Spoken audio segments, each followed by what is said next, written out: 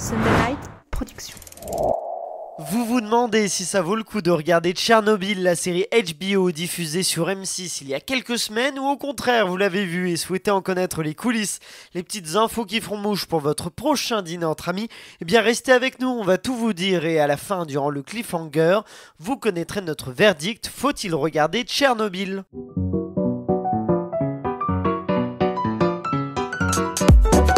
Bienvenue dans l'épisode 1, ce nouveau podcast entièrement consacré aux séries. Je m'appelle Aurélien Rapatel et je suis là avec mon équipe de serial killers pour vous éclairer sur cet univers sans fin. Que vous soyez un grand fan de séries ou au contraire un amateur, que vous souhaitiez tout savoir sur leurs coulisses ou que vous n'ayez tout simplement pas le temps de tout regarder, eh bien ce podcast est fait pour vous. On va décortiquer les séries, les analyser, vous donner nos avis précis. Vous ressortirez de ce podcast en étant un véritable expert. Peut-être aussi expert que nos serial killers qui m'accompagnent et que je vous présente tout de suite. La première serial killeuse est une productrice qui parfois a des goûts sur les séries très étranges. On se demande si elle n'est pas née près de Tchernobyl, c'est Elsa Morel. Je suis plus radioactive que le nucléaire. Yes. Ça commence. Ça commence bien. Elle pleure. Elle pleure du sang.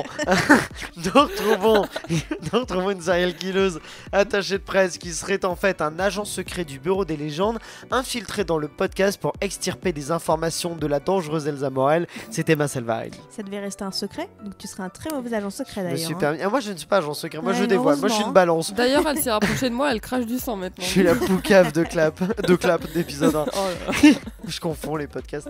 Et finalement, voici un serial killer qui, tel Dexter, le jour est un producteur artistique de télévision, la nuit non, le jour, il était producteur artistique de télévision. Ah, était technique celle-là. Un producteur artistique de télévision le jour et la nuit, un tueur en série d'agents secrets qui en fait serait un agent double. Gare à toi, Emma, c'est Florian Guillaume. Bonjour tout le monde.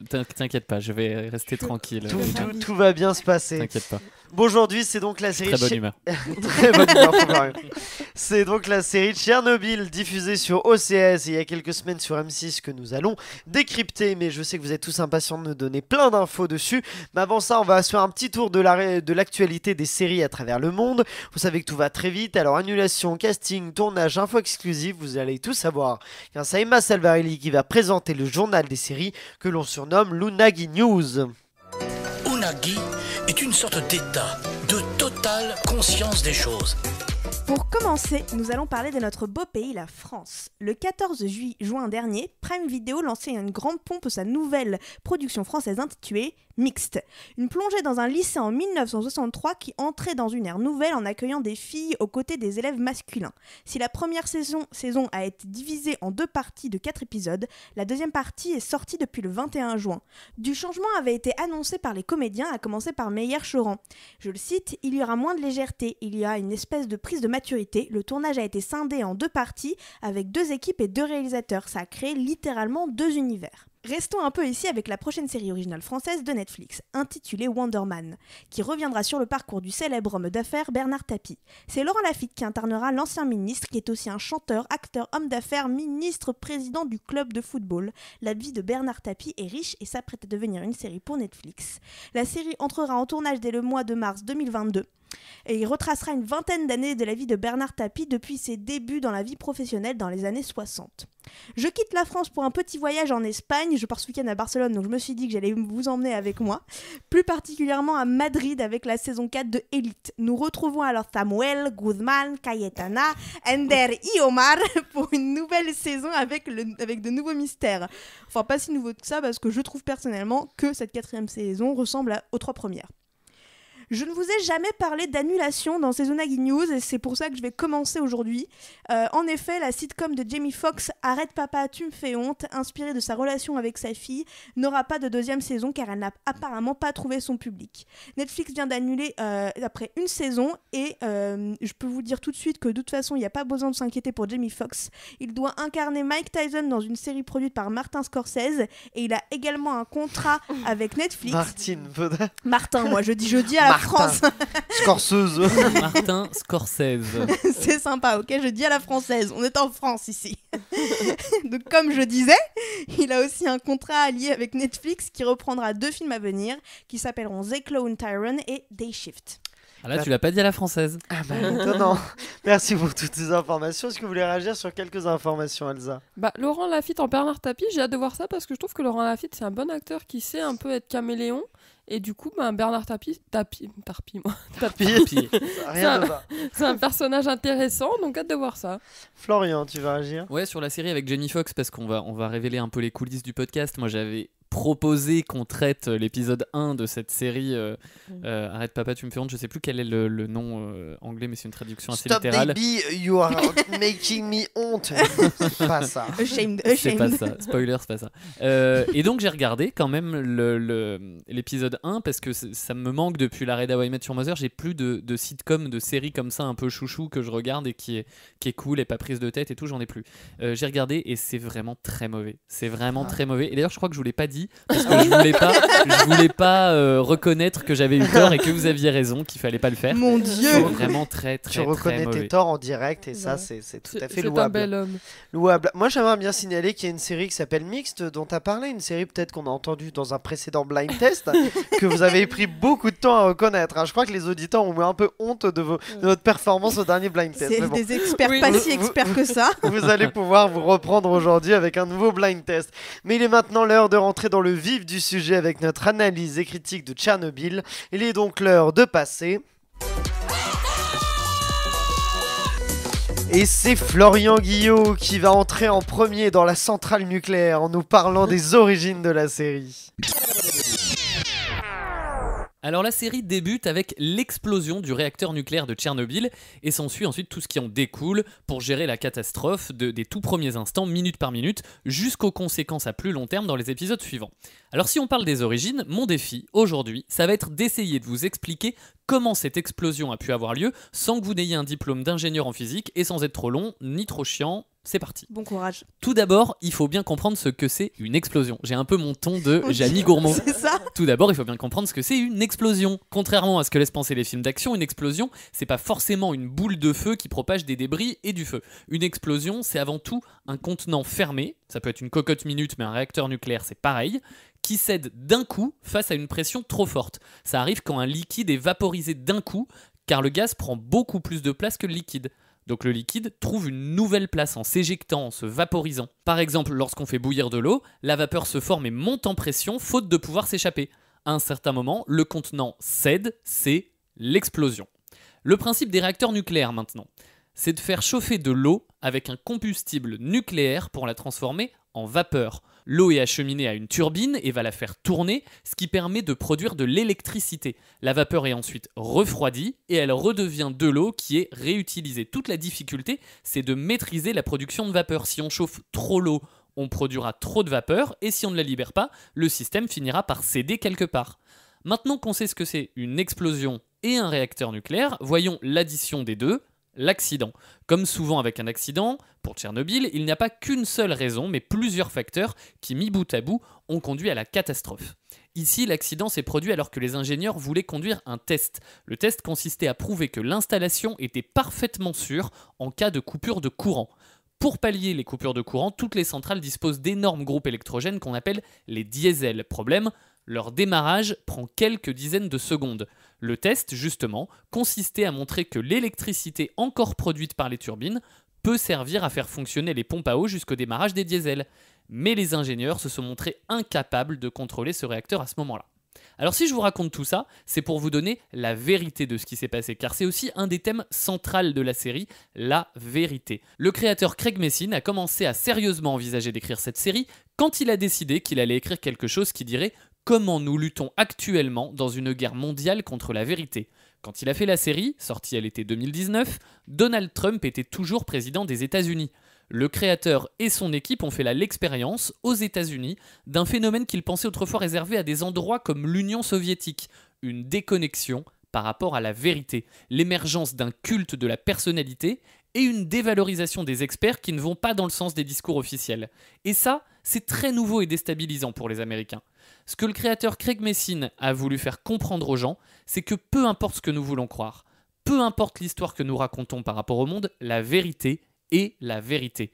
Si vous organisez votre vie en fonction d'une liste de choses qu'un parti politique vous demande de croire, ou d'une personne qui vous affirme qu'elle va venir vous sauver, vous vous déconnectez de la vérité, et il y a un prix à payer. C'est ça le message du créateur de cette série Tchernobyl.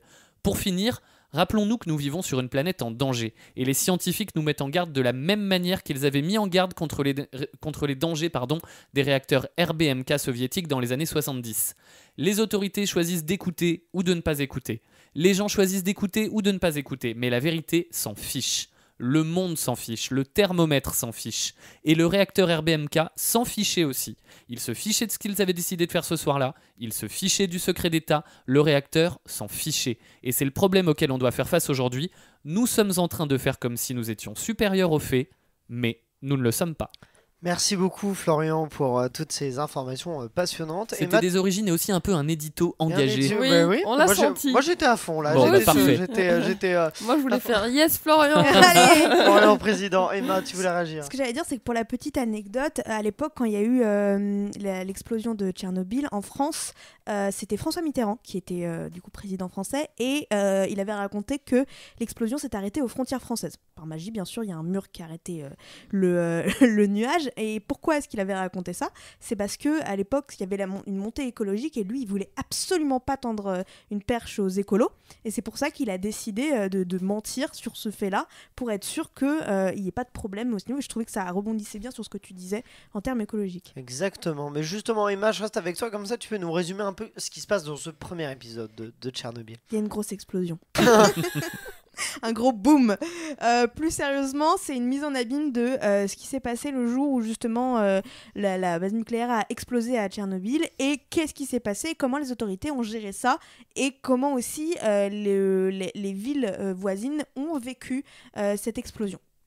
Très bien, Elsa, est-ce que c'est pas un peu morbide de faire une série sur...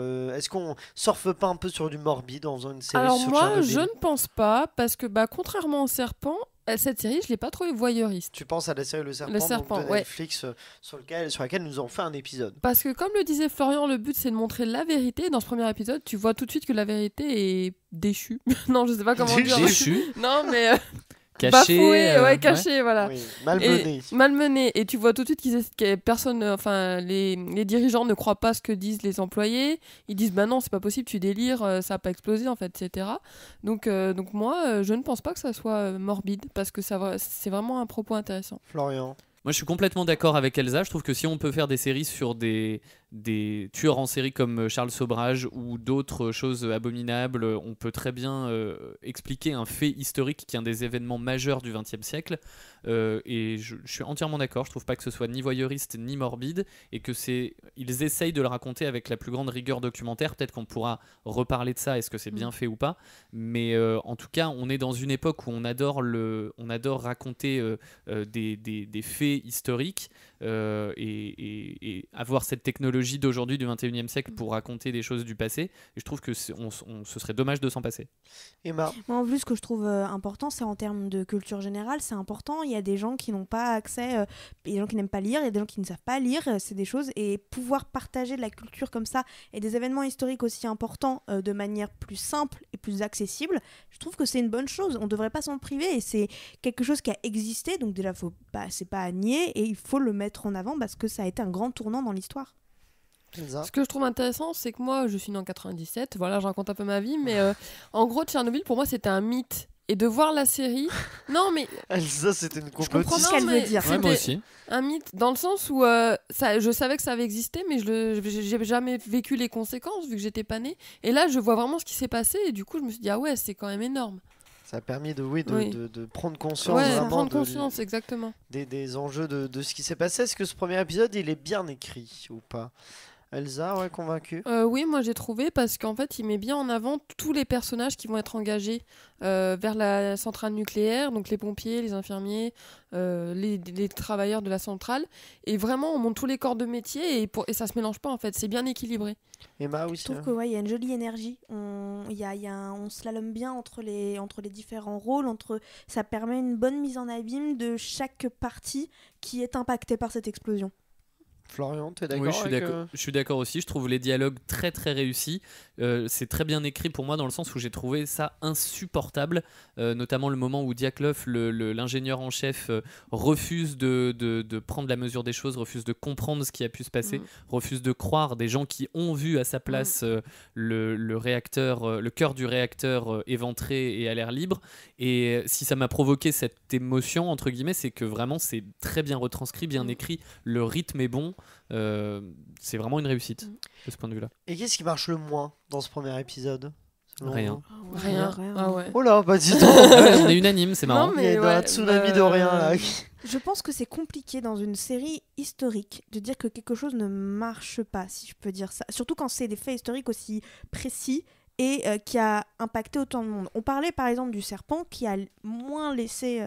on était moins unanime sur cette série parce qu'il y a plus de l'aspect fiction que du réalisme. Ici, c'est tellement réalisme que je trouve que c'est compliqué de remettre quelque chose en question, de dire ça c'est pas bien ou ça c'est moins bien. Florian.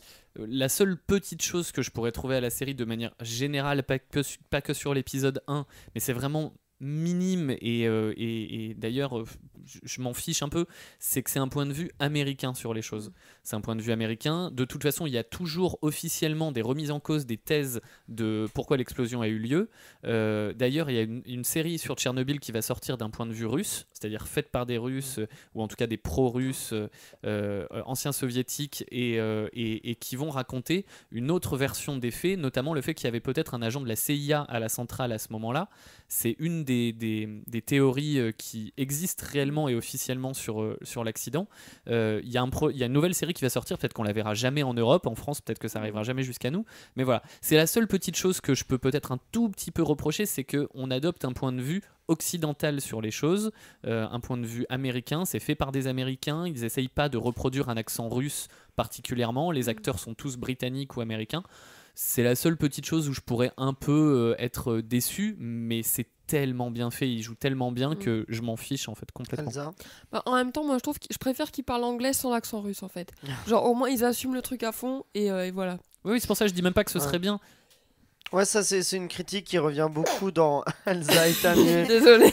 Une critique qui est revenue auprès de la série, le fait que ce soit en anglais alors que donc ce sont des personnages qui sont ukrainiens.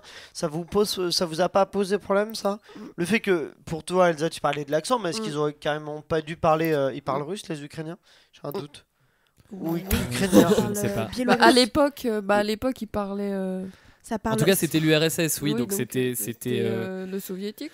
Je parlais pas le soviétique, je pense pas. Ça n'existe pas, ça, Elsa. Officiel, c'est l'Ukrainien qui parle là-bas aujourd'hui. Après, je sais pas. Il parle russe là-bas, en tout cas. Ouais. Mais on le note, si tu veux, c'est ce que je disais, on le note, ok, c'est pas fait par des Russes et c'est un point de vue occidental sur les choses. Mais maintenant, c'est tellement bien fait et on a la sensation que les choses sont bien retranscrites. Et d'ailleurs, c'est assez unanimement salué. Les décors, les costumes qui rappellent cette période encore soviétique sont unanimement salués comme étant très réalistes et très fidèles à la réalité. Donc, on le note, ok, mais c'est vraiment pas un problème. D'accord, bon bah Elsa, je me tourne maintenant vers toi afin que tu déclenches l'alerte révélation des secrets autour de la production de Tchernobyl. Alors j'espère que vous avez bien écouté le son que l'on vient d'entendre, car quand je vais vous dire le budget de la série, vous allez tomber dans les pommes et je peux vous dire que ça ne sera pas à cause d'une substance radioactive. 250 millions de dollars ont été nécessaires pour recréer la plus grande catastrophe nucléaire de l'histoire. Ce sont les plateformes HBO et la chaîne anglaise Sky Atlantic qui sont derrière la création de cette reconstitution. À la production exécutive, on peut notamment retrouver Caroline Strauss qui l'était également sur la série Game of Thrones. La réalisation des 5 épisodes a quant à elle été confiée au réalisateur et chanteur Joan Rake, qui a également réalisé les clips de Madonna et Beyoncé et a aussi travaillé sur Breaking Bad. Avec cet énorme budget, on peut dire que les audiences ont plutôt été bonnes puisque ce sont au total 8 millions de personnes qui ont regardé la série. En France, M6 a également diffusé la série, on peut dire que les téléspectateurs ont aussi été au rendez-vous puisque la chaîne a enregistré en moyenne 3,6 millions de téléspectateurs. Pour rappel, Tchernobyl est situé en Ukraine, mais le tournage de la série a eu lieu en Lituanie dans un quartier résidentiel de Vilnius. Puis le tournage est transféré à Visaginas. Cela pour photographier à la fois l'extérieur et l'intérieur de la centrale nucléaire d'Ignalina. Une centrale nucléaire désaffectée, parfois appelée sœur de Tchernobyl, en raison de sa ressemblance visuelle avec la centrale nucléaire, ainsi que pour les réacteurs utilisés, donc le réacteur nucléaire RBMK, qui est commun donc aux deux centrales. 16 semaines auront donc été nécessaires pour boucler le tournage de cette série blockbuster. Les équipes techniques ont souhaité reconstituer l'Union soviétique des années 1980 de la manière la plus fidèle possible. Par exemple, les outils militaires et médicaux présents dans la série proviennent de l'Estonie, la Lituanie ou encore l'Ukraine. Ce sont des musées ou des collectionneurs privés qui ont fourni l'équipement aux équipes de tournage. Pour la superbe musique pleine de tension de la série, on peut remercier la compositrice islandaise Hildur Guðnadóttir, dont le nom vous échappe peut-être, mais dont le travail est bien connu puisqu'elle a par exemple composé la musique de Joker de Todd Phillips. Grâce à Tchernobyl, elle a raflé toutes les récompenses, notamment aux Grammy Awards et aux Emmy Awards. Enfin, pour les plus curieux, un podcast a été créé spécialement pour accompagner la sortie de la série. Il s'agit principalement de discussions entre le showrunner Craig Mazin et l'animateur Peter Sagal, dans lesquelles le showrunner explique comment les équipes de la série sont arrivées à un tel degré de précision et pourquoi certaines fois elles ont décidé de s'écarter de la réalité.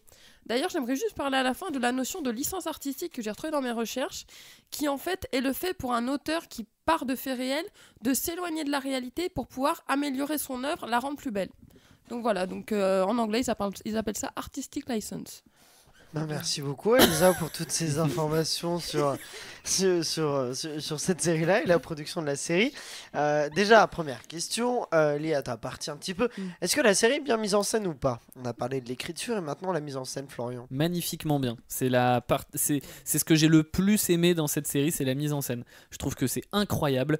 Pour reparler de l'épisode 1, il y a des passages au ralenti à la fin quand on voit ce fameux pont de la mort où d'ailleurs les Russes contestent le fait que ça ait existé. C'est le fait que des gens aient regardé sur ce pont la centrale et les lueurs, un peu comme des lueurs d'aurore boréale, des gens qui regardaient pour la beauté des lueurs qu'on pouvait apercevoir. Ça s'appelle le pont de la mort, ce truc-là, et c'est remis en cause comme un fait historique par les Russes. Et ben sur ce moment-là, sur cette scène-là, on voit des enfants qui jouent, on voit le papa qui prend son bébé, qui lui fait un bisou, des scènes tout à fait quotidiennes et normales, filmées au ralenti, sans que ce soit grossier ni tire-larme, mais nous on comprend ce qui va se passer ensuite parce qu'on connaît l'histoire d'un point de vue historique. J'ai trouvé ça vraiment incroyable. Il y a plein de scènes muettes, que ce soit dans l'épisode 1 ou dans les épisodes suivants.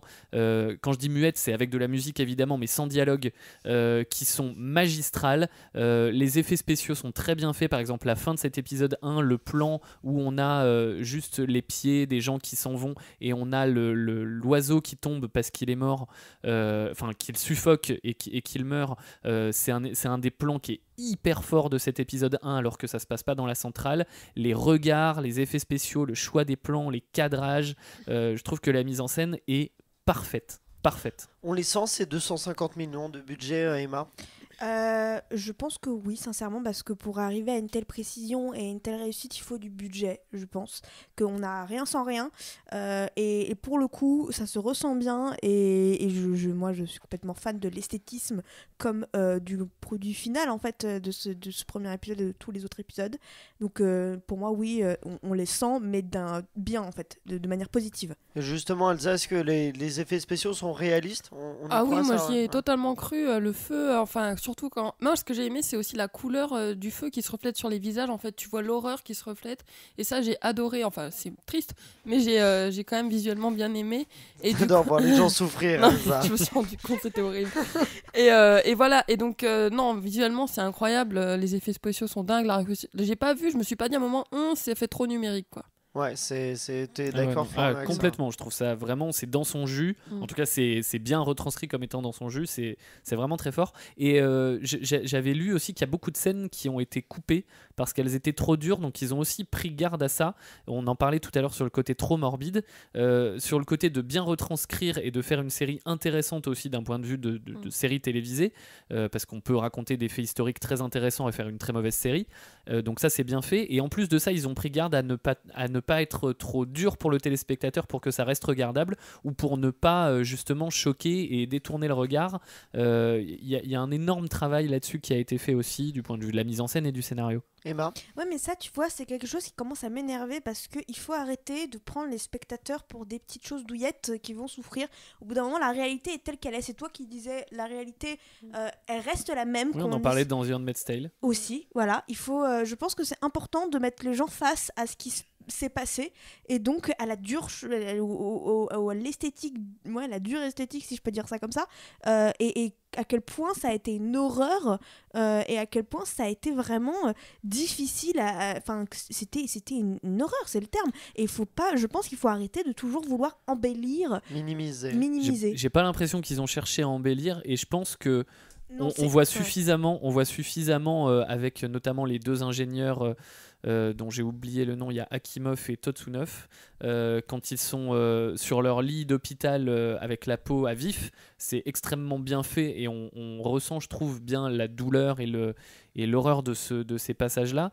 Je me rappelle plus quelles sont les scènes en question qui ont été coupées, je le retrouverai peut-être avant la fin du podcast et je vous le redirai, mais il a été dit que c'était trop, en fait. Je trouve ça bien, en fait, qu'ils aient le recul à ce moment-là, quand ils créent, de se dire ça c'est un petit peu trop, c'est un chouille trop, mais c'est un dosage, et je trouve que le dosage il est pas mauvais, même pour retranscrire une horreur. Non, je dis pas que moi je trouve rien spécialement de mauvais dans cette série, donc je peux pas dire que c'est mauvais, juste c'est un message un peu plus global.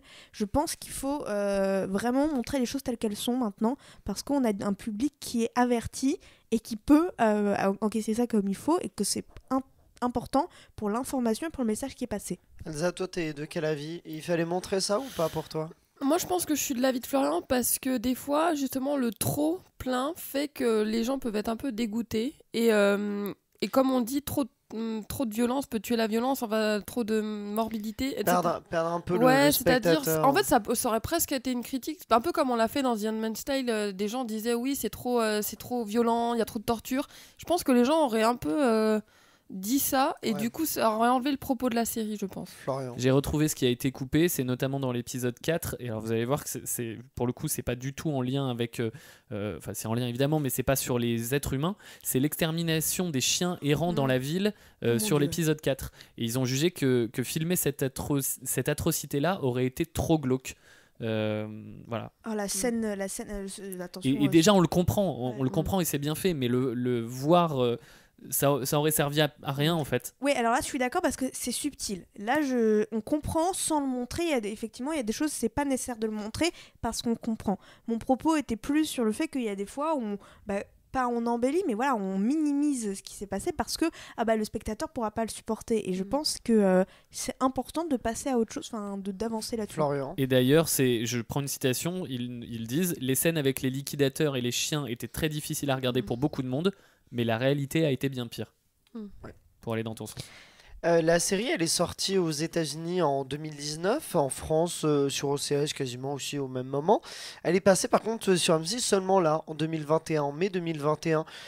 Est-ce que c'était à raison cette attente-là? Parce que je crois que ça fait les 35 ans de la catastrophe de Tchernobyl. C'était pour les 35 ans, ça s'est passé en quelle année? 86. Ah oui, et si on compte, Elsa Voilà. a raison.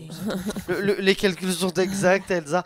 Oui, donc c'était à cette occasion-là, mais du coup, est-ce que vous êtes surpris? Est-ce qu'ils auraient dû la sortir plus tôt quand même, à sa diffusion, les chaînes de télé françaises, ou est-ce que Elsa? Moi, ce qui me surprend, j'avoue, c'est de voir ça sur M6. De télé, oui, ça, les chaînes de télé en clair, parce qu'évidemment, c'est passé sur OCS qui ont aussi des chaînes encryptées. Mais ce qui est plutôt un bon mouvement de la part d'M6, culotté, tu vois. Et ça a bien marché, ça a parce que bien la première soirée, ils ont fait 4 millions de téléspectateurs. 3,5 et 3,7. De quoi 3,5 pour la première moyenne sur la soirée. Et 3,7 sur oui, c'est le premier épisode qui a Pourquoi fait 4 ça millions. te surprend que ce soit sur M6? Parce que j'ai pas le souvenir de séries dures sur M6. Ils ont fait une série sur Xavier Dupont de Ligonnès, avec qui était un semblant de Xavier Dupont de Ligonnès par Arnaud Ducré. Mais c'était quand ça C'était en septembre 2020, je oui, crois. mais alors ça fait pas longtemps qu'ils se mettent aux séries comme ça. Ils sont très actifs quand même sur le marché des séries américaines. TF1 aussi, effectivement, mais France Télé l'est pas beaucoup, parce qu'ils sont beaucoup sur la création. Canal Plus aussi avec la création originale, même si évidemment il y a des acquisitions. Mais TF1 et M6 sont assez en pointe. Ils avaient acheté. Pardon. Non, j'allais dire juste, Elsa, je crois que c'est pour le côté série dure sur M6. Parce qu'il y a beaucoup de séries américaines évidemment sur M6. Non, mais il y a des choses comme Murder. Alors, ok, c'est pas tout à fait la même chose, c'est des épisodes plus longs. On s'intéresse beaucoup plus aux relations entre les personnages qu'aux faits qui se passent. Mais c'est quand même Murder, c'est le titre. Il y a quand même des meurtres qui se passent, etc. C'est peut-être je suis d'accord, c'est un peu moins dur, un peu moins glauque, mais Mais ouais, je les trouve assez en pointe, M6, moi. Moi, ça me choque pas parce que je crois que c'était il y a 5 ans, c'était TF1 qui avait sorti cette série sur cette femme qui avait été emprisonnée parce qu'elle se défendait de son mari. Jacqueline Sauvage. Voilà, et c'était une série qui était très dure à voir. Mais c'était une création pour le coup. Oui, mais je suis d'accord. Mais ça m'étonne pas de ces chaînes françaises qui sont plus grand public parce que j'en ai déjà vu moi des séries assez violentes, mais qui passent à des heures moins regardées par le plus jeune âge, on va dire. Elsa, oui. Mais du coup, c'était en première partie de soirée. Ouais, ça a été diffusé en première partie de soirée et donc oui, ça fait 4 millions pour le premier épisode et donc en moyenne 3,6 je crois en termes de pourcentage de part d'audience c'est environ 17%. Ouais, si mais je ce dis qui est de pas bêtises. mal, franchement. Ah oui, c'est un très bon score. Très très bien, surtout Ouais. pour M6. Oui, c'est un très bon score. Bon, Emma, je me tourne à présent vers toi pour que tu nous parles un peu justement de cette série-là et du rapport à la vérité et à la réalité dans Tchernobyl. Il est l'heure du focus d'Emma. Plus ou moins connu, Tchernobyl reste un événement historique qui a marqué l'histoire de l'Europe. Et vous la connaissez tous plus ou moins. Même si je me souviendrai toujours de cette collègue qui m'a un jour, quand je lui parlais de la série, m'a dit « S'il te plaît, ne me spoil pas la fin, je ne veux pas savoir comment se termine Tchernobyl. » Justine, si tu m'entends, tout le monde sait comment se termine Tchernobyl. Et pourtant, même si ce sont des événements connus de tous ou pas, les studios de production ainsi que les scénaristes aiment reprendre des événements historiques pour en faire des séries. Du coup, la question qui se pose principalement ici, c'est Tchernobyl est-elle une série fidèle à la réalité ? Enfin, Pardon, j'étais pas prêt. Ah, t'étais pas au rendez-vous. Excuse-moi, mais alors j'ai une question. Est-ce que c'est fidèle à la réalité ? Eh bien, je vais t'y répondre tout de suite. Il y a eu une première chose qui a dérangé les internautes dont on a parlé tout à l'heure et qui, du coup, ne se fie pas tout à fait à la réalité. Tous les dialogues entre les acteurs sont anglais. Et on a des acteurs anglophones, souvent britanniques, et aucun ne tente de reprendre l'accent russe. C'est un pris parti par la série qui, comme tu le disais, Florian, est une production américaine et non russe. Mais c'est vite mis de côté parce que la précision dans la reconstitution de la vie des habitants de Pripyat, la ville ukrainienne la plus proche de la centrale, a impressionné de nombreux observateurs à l'image du journaliste Slava Malamoud élevé dans l'URSS de l'époque. Ces résumés élogieux de chaque épisode sur Twitter ont été likés, retweetés par des dizaines de milliers d'internautes. Et je le cite, les babouchkas typiques de la province qui parlent dehors, les aliments et les ustensiles de cuisine, les chaussures, les coiffures, même les petits seaux qu'utilisaient les citoyens soviétiques pour sortir les poubelles, ils sont même parvenus à retrouver ces merveilles utiles avec le premier épisode. Dans un article du New Yorker plutôt critique sur la série, la journaliste russo-américaine Masha Gessen reconnaît elle aussi que la reconstitution matérielle est d'une précision jamais vue dans un film ou une série occidentale ou même russe. Slava Malamoud a bien observé quelques erreurs, comme par exemple des écoliers en uniforme un dimanche, un fanion anachronique en arrière-plan qui illustre par opposition la grande fidélité de la reconstitution. De nombreuses scènes sont d'ailleurs tirées de réelles archives vidéo de 1986 et je vous conseille une vidéo d'un vidéaste qui s'appelle Thomas Flight et qui montre un montage entre les vidéos d'archives et la série. Okay. Elle est vraiment super cette vidéo. Si nous nous attardons sur les personnages, deux des trois principaux de la série, l'apparatchik Boris Tcherbina et le scientifique Valery Legasov, sont authentiques, tout comme de nombreux personnages secondaires. Cependant, l'histoire de Lyudmila Ignatenko, j'essaie de prononcer, c'est des prénoms. C'est fort, très fort. Lyudmila, je crois. Lyudmila Ignatenko. Yes. Ouais. Merci. On a un pro non russe, donc il faut se fier à lui. Et de son mari pompier Vassili, qui incarne les habitants de Pripyat, est tiré du témoignage livré par celle-ci dans La Supplication. C'est le prix Nobel de littérature biélorusse de Svetlana Alexievitch. La bien connue. La bien connue, l'unique. Oui. Svet, on l'appelle Svet. Pour les intimes. Dans sa globalité, la série semble respecter assez bien la réalité. C'est ce qu'on retrouvera dans beaucoup de séries d'ailleurs, car les événements historiques intéressent de plus en plus les spectateurs. Par exemple, il y a quelques semaines, nous parlions de la série Le Serpent. Si nous étions moins unanimes que sur cette série, que sur Tchernobyl, c'est un des parfaits exemples d'une série qui reprend des faits historiques réels. Et je vous conseille d'aller écouter notre épisode dessus. Très intéressant. N'hésitez pas. Surtout pas. On vous a parlé à plusieurs reprises d'ailleurs dans les Unagi News de la série The Crown, qui est aussi un exemple, un très bon exemple même de faits historiques qui font une série incroyable. À travers The Crown, on nous représente la vie de la reine Elisabeth II, jouée par Claire Foy, et on assiste au grand moment de son règne. Chaque saison raconte une décennie du règne de la souveraine britannique, Et en fait, ce qui rend cette série intéressante, c'est qu'elle nous permet de mieux comprendre les dessous de la souveraineté britannique, et c'est ce que je trouve qu'on retrouve avec, par exemple, Tchernobyl, parce que ça nous permet de voir l'envers du décor, qu'est-ce qui s'est passé, qui a géré ça, qu'est-ce qu'on ne sait pas et qu'est-ce qu'on nous a caché. Au cœur des curiosités, si on va dans un autre continent et à une autre époque, il y a aussi la série Vikings que je vous conseille énormément. On va à ce moment-là au 8e siècle, à l'époque des Vikings, comme l'indique le nom, c'est assez évident, et qui nous montre un aspect assez intéressant parce que pour rebondir sur un point que tu disais Elsa tout à l'heure, il y a un peu cet aspect mythe d'une époque qu'on n'a pas connue et que Vikings nous permet de voir, parce qu'il y a eu de très bonnes critiques qui disaient justement que Vikings était très réaliste et reprenait bien les traditions et de l'époque. C'est ce que je trouve aujourd'hui très intéressant avec les séries historiques, c'est que ça nous permet vraiment de distribuer de la culture à des personnes qui n'en auraient pas forcément l'opportunité. On augmente la culture générale à toutes les échelles. Et ceux, par exemple, qui n'aiment pas lire, qui n'ont pas la possibilité de lire autant qu'ils veulent, ils peuvent se cultiver à leur niveau. Et c'est pour ça que je pense que c'est hyper intéressant de donner vie à des séries aussi réalistes. Merci beaucoup Emma pour toutes ces informations. Déjà, première question, est-ce que ce mélange justement entre fiction et réalité dans Tchernobyl, il est bien géré, Florian ? Oui, je trouve, à part ce que disait Emma sur le fait que certains personnages sont des inventions, il y a assez peu de fiction. Il y a un autre personnage qui a une fiction, c'est Komyuk. J'ai oublié son prénom, mais l'autre ingénieure physicienne qui vient d'un autre centre un petit peu plus loin et qui vient aider Legasov et qui va plus tard aller rendre visite aux deux ingénieurs dans l'hôpital pour comprendre ce qui s'est passé. Elle, c'est un personnage complètement inventé qui aide à la narration, qui aide à ce que la série se fasse bien. Donc moi je trouve que c'est extrêmement bien dosé, parce que quand on regarde, j'ai fait l'exercice, moi par exemple, il y a plein de choses que je savais pas sur Tchernobyl. J'ai regardé qui était Tcherbina, parce que c'est un personnage qui a réellement existé, en quelle année il est mort, parce que dans l'épisode 1 on lui dit il nous reste 5 ans à vivre de toute façon, et j'ai regardé et effectivement il est mort en 91, donc 5 ans après les faits. J'ai regardé ce genre de choses, donc c'est une série qui dose bien parce que on arrive à trouver de vrais échos historiques, et en même temps on a assez de fiction pour que la série soit extrêmement intéressante et agréable à regarder. Emma, oui. Moi, ce que j'ai trouvé très intéressant avec cette série, c'est qu'elle nous donne envie de nous documenter. C'est ce que, par exemple, tu disais, Florian, là. On va faire des recherches par nous-mêmes. Moi aussi, j'ai fait plein de recherches sur la série parce que ça m'intéressait et je voulais voir justement quelle était la part de réalité, la part de fiction. Et c'est là où je trouve que ça fait une bonne série, parce que ça nous donne envie d'en apprendre plus et de faire des recherches. Elsa, oui. Mais d'ailleurs, du coup, en me documentant, j'ai regardé un peu le nombre de morts et ils n'arrivent pas à se mettre d'accord sur le nombre de morts qu'il y a eu à cause de la catastrophe de Tchernobyl. Ce qui est incroyable, parce qu'il y en a qui disent oui, il y a eu que 60 morts réels, et l'OMS dit non, ça serait plutôt 4000. Enfin, il n'y a pas ils n'arrivent pas à s'accorder. C'est comme le nombre de manifestants, ça, c'est selon la Voilà. police. Non, mais c'est ça. C'est exactement ça. Donc c'est hyper intéressant. Et la deuxième chose, c'est que j'ai vu qui était hyper intéressante, c'est le fait que Tchernobyl, si tu veux y habiter de manière safe, ça sera dans 24 000 ans. Ah ouais ? Ouais.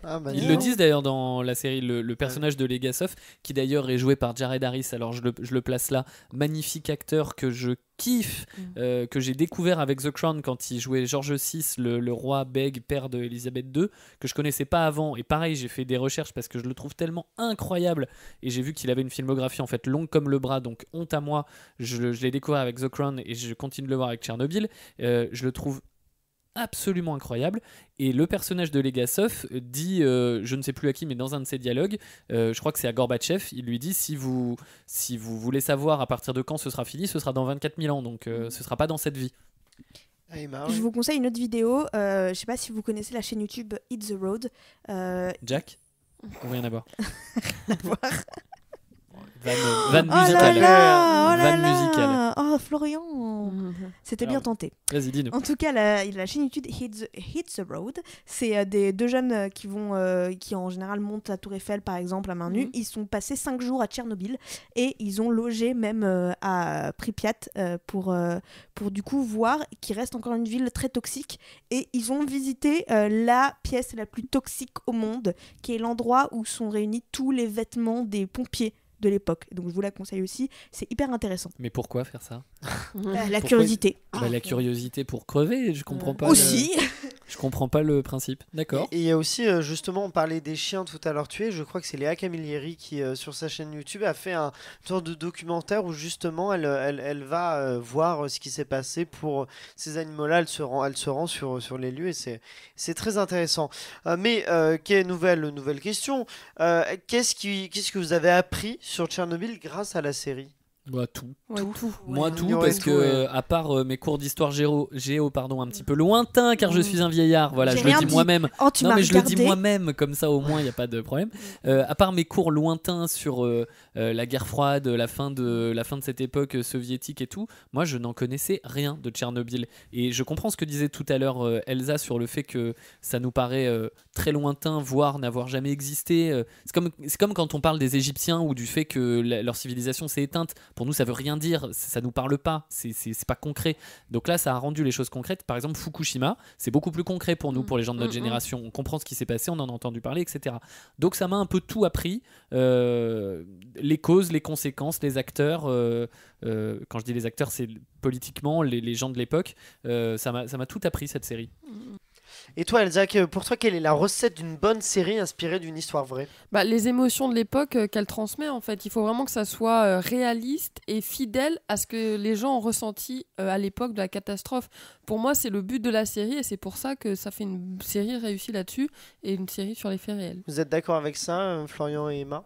Ouais, je suis assez d'accord. Et le fait que si on n'a pas une rigueur documentaire comme parfois c'est le cas, qu'on arrive à assez expliquer la vérité de ce qui s'est passé avec une certaine dose de romance dans le sens de fiction pour que ça reste agréable à regarder et pas aride. Mais ça, c'est la licence artistique, justement. Emma? Moi, c'est les détails qui font une bonne série historique. C'est ce qu'on parlait, le fait que il disait ouais, on n'a que 5 ans à vivre et qu'effectivement, il est mort 5 ans après. Que Elsa dise oui, si on veut aller vivre à Tchernobyl, ça sera dans 23 000 ans. Et que dans la série, si vous voulez y aller vivre, c'est dans 24 000. Ce sont des détails qui font toute la différence. Et Il n'y a pas eu 1000 ans encore entre eux. Non, Ouais. mais c'était Il y a eu un décalage, j'ai calculé. On vient de gagner 1000 ans. Les calculs sont pas bons. Non, c'était en grossissant, mais en tout cas, c'est les détails qui font la différence, je trouve, et qui font qu'une série va être réaliste et va être bien aussi. Florian? Ce que j'aime dans cette série aussi, c'est qu'elle a une dimension philosophique hyper importante, et notamment cet épisode 1. En plus d'être historique, c'est qu'on regarde ça et on se dit qu'est-ce que l'être humain est capable de faire pour vouloir passer pour des héros. Quand on voit ce petit conseil local de petits politiciens véreux et tout, etc., qui essayent de tirer la couverture à eux pour passer pour des héros. Quand on voit le personnage de Diatlov, on se dit mais même nous, si on était là, combien de temps est-ce qu'on mettrait avant de reconnaître qu'on peut avoir tort, que c'est une possibilité. Tout ce qu'on se dit sur les grands événements comme le 11 septembre ou le tsunami en Thaïlande, ces jours où tout a basculé en un claquement de doigts, c'est-à-dire que la veille on est rentré chez soi, tout allait bien et là il se passe ça. Ça peut être comparé aussi à Pompéi avec l'explosion du Vésuve, du volcan. Je trouve qu'il y a une dimension philosophique qui nous fait nous interroger sur plein de sujets essentiels, très très importants dans cette série. Ok, très bien. Alors, il est bientôt l'heure du cliffhanger dans lequel je vous poserai la question fatidique, s'il faut oui ou non regarder Tchernobyl. Mais avant, il est l'heure des recos de Flo. Alors je vais aller très vite sur cette partie parce que je trouve qu'il n'y a pas grand chose qui peut être comparé à Tchernobyl tellement c'est assez magistral comme série. Il y a des choses qui ont déjà été citées par Elsa et Emma. Emma citait The Crown, avec lequel je suis d'accord, notamment pour la performance de Jared Harris en tant que George VI et pour tout ce que Emma nous a déjà dit, c'est-à-dire que c'est une série historique tout comme les Tchernobyl qui raconte des événements qu'on connaît, par exemple la mort de Diana, comment ça a été traité et plein d'autres choses évidemment. Et c'est une série elle aussi magistrale et avec une ambition cinématographique énorme que je vous recommande.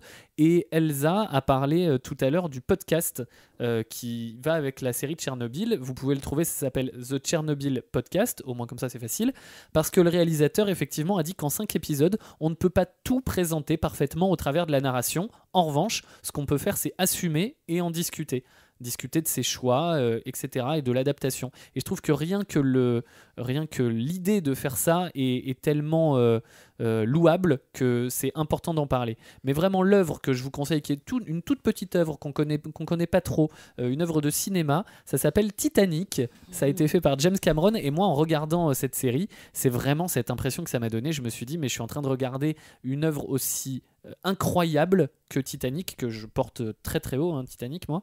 Plus haut que l'iceberg. Ouais, à peu près, même hauteur. Wow, on est à fond niveau blague aujourd'hui. Hein. Même hauteur.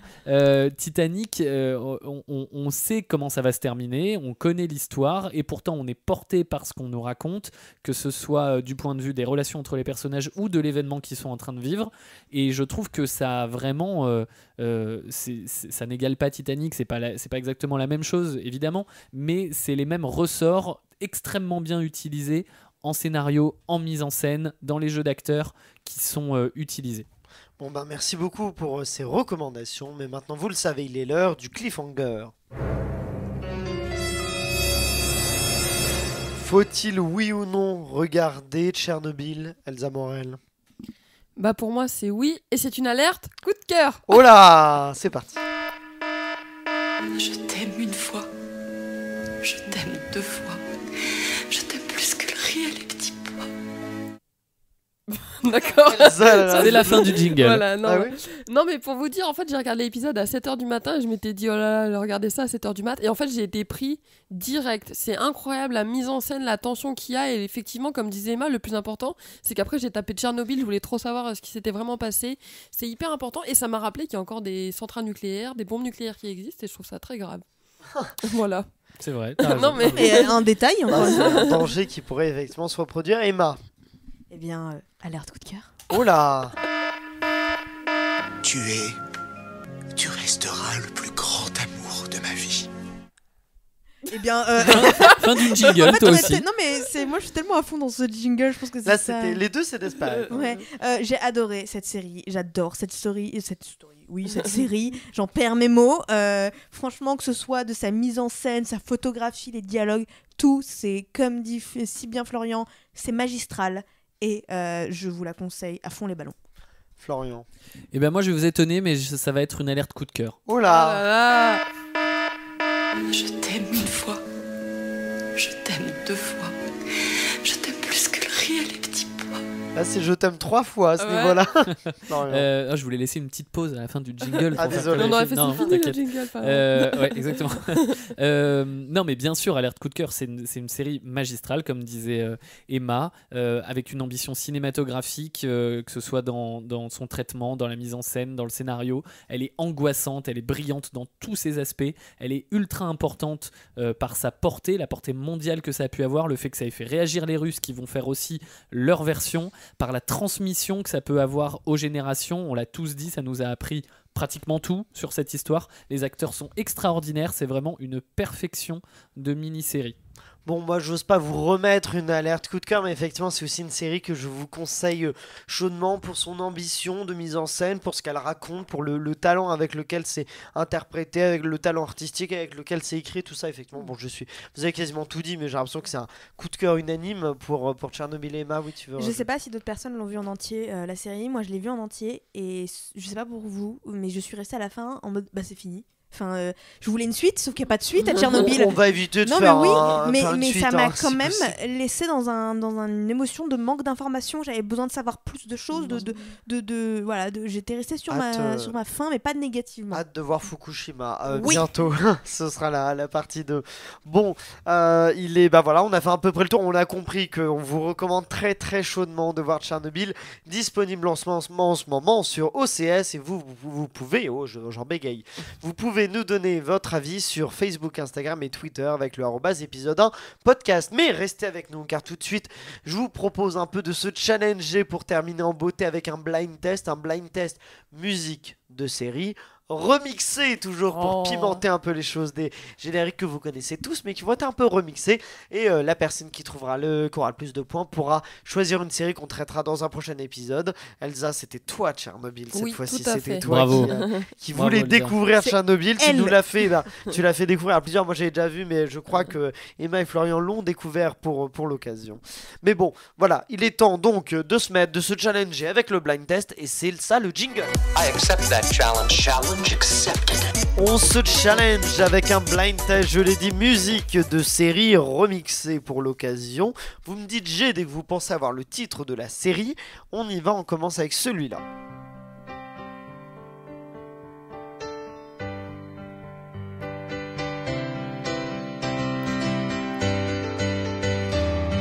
G. C'est Emma avant Florian, mais de très peu. C'est faut le Malcolm. dire. Malcolm, Ah, bien exactement. joué. 1 pour 1 avec... Au moment où je disais, j'avais pas le titre. Voilà, Malcolm au piano, un premier point pour J'ai Emma. pas dit non, G parce que c'est moi qui joue du piano. Emma, par contre, faut dire G quand on a le titre. J'ai dit G. Elle a dit G, ouais. J'ai Mais dit tu, G. tu viens pas de dire qu'au moment où j'ai dit G, Oui, j'avais pas le oh, titre. mais Oui, mais du l'a coup, je l'ai dit vite. après. Elle l'a Oui, dit Je c'est vous vite. ça. surveille, je vous Je surveille. l'ai dit quand même, attention, j'ai trouvé attention. entre temps. Non, mais Elle ça, l'a c'est On dit. normal. enchaîne, Oui. on enchaîne.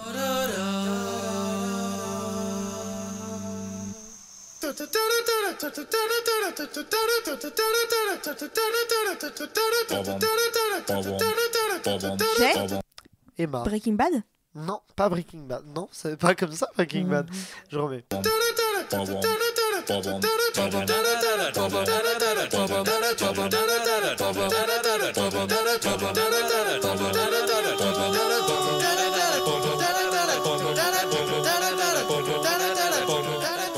Une série qui a beaucoup de saisons et quand même un spin-off, voire 2 spin-offs, je crois, à ce niveau-là. Vous voyez pas une Vas-y. Mais- G. Walking Dead. Walking Dead, exactement. Ah, vous bien avez pas joué. reconnu, je peux le remettre. Ouais, si, maintenant que tu le dis. Enfin, maintenant que je le dis. C'est a cappella et donc c'est 1 point pour Florian, 1 point pour Emma. Elsa, un bon 0 pointé. On continue. G. Florian. X-Files. X-Files, exactement. Bien joué. Dubstep, est-ce que vous aimez bien? Allez. Du tout, pas du tout. On s'ambiance en boîte de nuit dans l'épisode 1. Bon, 2 points pour Florian qui prend la tête devant Emma qui a C'est 1 point. normal, c'était de son époque, attends. Oh. Non, mais c'est vrai. X-Files, non, mais t'as raison. C'est pour ça que j'ai trouvé plus vite, c'est sûr. Il en reste 2, c'est parti.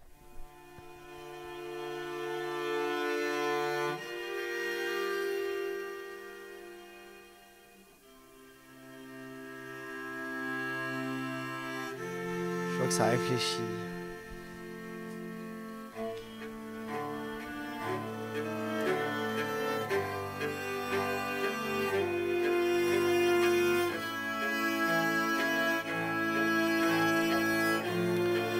Une série Netflix. G. Florian. Lupin. Non, c'est pas J'y ai Lupin. pensé aussi. C'est pas ça, non.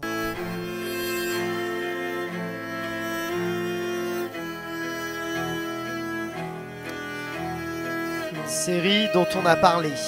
J'ai Vas-y. The Crown. The Crown, Ah. exactement. Ah, vous l'avez. Je passe tout le temps le générique. Ah, il est très beau le générique. Ouais, mais pourtant. je l'ai vu une fois Ah ouais au début et maintenant je le passe tout le temps. Ah bah voilà, faut l'écouter pour le blind test, faut écouter tous les génériques. Bon, on est à égalité, bon Elsa, voilà, Non, elle mais était en voilà. visite, voilà. Mais 2 pour Emma, 2 pour Florian, c'est celui-là qui va vous départager, sauf si Elsa a le point. C'est parti, c'est ça. Les Emma. Total Spice. Les Total J'étais en train de me dire, mais Elsa ouais. était J'ai jamais choquée. regardé les Total Spice. Ah bah si, bien sûr que si. Je peux vous le remettre pour vous faire plaisir. Allez. A cappella.